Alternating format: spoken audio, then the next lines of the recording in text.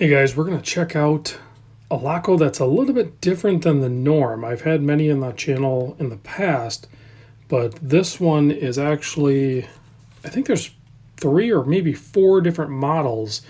It's a little tricky looking this guy up, but it's the 861907, the Bell X-1 with a list price of $650, which is arguably kind of steep considering it has the quote Laco 21 automatic movement in it, which is essentially the Miyota 821A, which is winding but not hacking. Plus it has the ghost date wheel.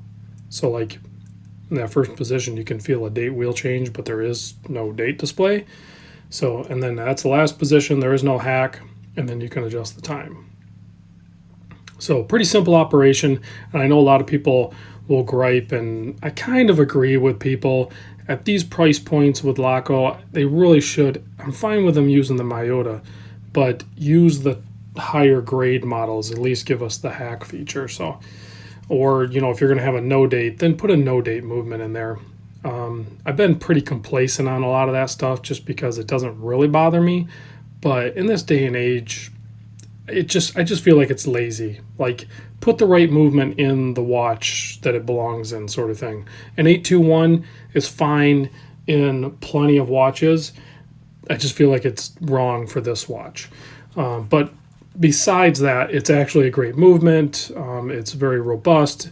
You have a little bit of rotor wobble in there. Not bad. I think the case size kind of mitigates some of that. You're looking at a 42.3 millimeter case, not including the crown guards and crown. 49.8, so almost 50 mil lug to lug. It's 12.5 millimeter, and you can get away with doing some thin watch cases when you do the Miyota movements because they're pretty thin. 20 mil lug width. It is on this canvas style, like doubled up strap. And it kind of starts to hold its form as soon as you start to form it. So I know I'd read some reviews on this one that people said it's not super comfortable, but I really don't see how it couldn't be because it'll take form and it'll break in nicely. And it has matching black hardware with the signed Laco on the clasp there. So non-screw down crown, but easy to operate. When I looked this model up, even when you type in the 861907, I cannot find the ones with the crown guards. They show the one with no crown guards, and then they have some with offset crowns, different dials and everything like that. I can't seem to find a ton of information on this exact model. On the back, you have some inscription there. It is a screw down, it's a pressed back here. Sapphire crystal, Bell X1, first supersonic flight, and it gives you like some model numbers there. So this is in reference to the aircraft that achieved supersonic flight with what was it, Chuck Yeager, I think, did it. So it's definitely like a homage to that thing.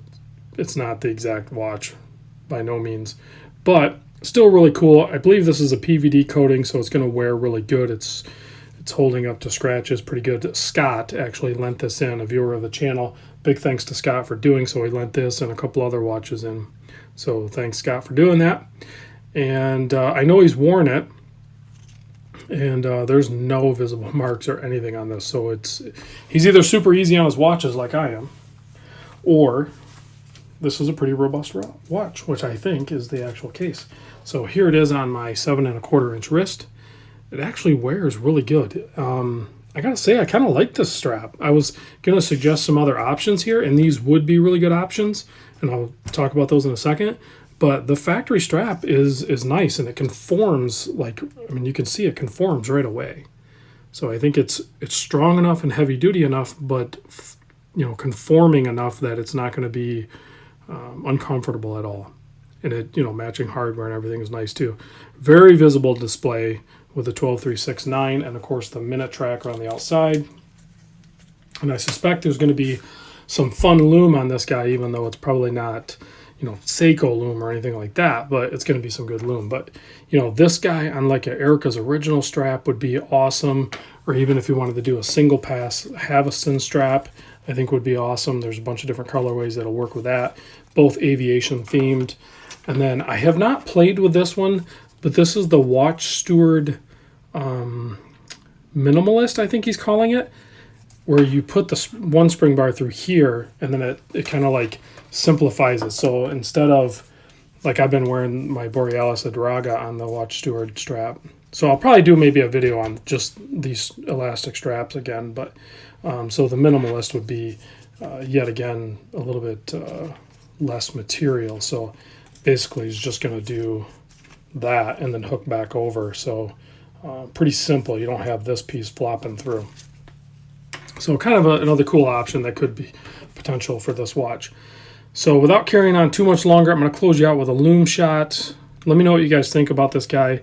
I did also find out that I think a lot of people that ended up with these were that, what is that program called? The Watch Gang or something? They have a premium subscription that I think is like $299 a year or something. I don't know how the whole thing works. I never really did it or anything. So if you guys are part of it or you know, but I know this was one of the watches in their premium.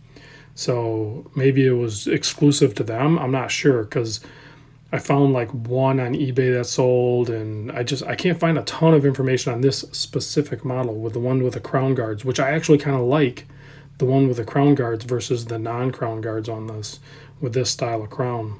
So let me close you out with a lume shot. Big sword hands, seconds hand with the arrow on the backside, really nicely lumed. That is fun. Sapphire crystal, of course. Yeah, that's fun when they lume it up really good like that. So, all right, guys, thanks for watching. Big thanks to Scott for lending in, and I will see you on the next video.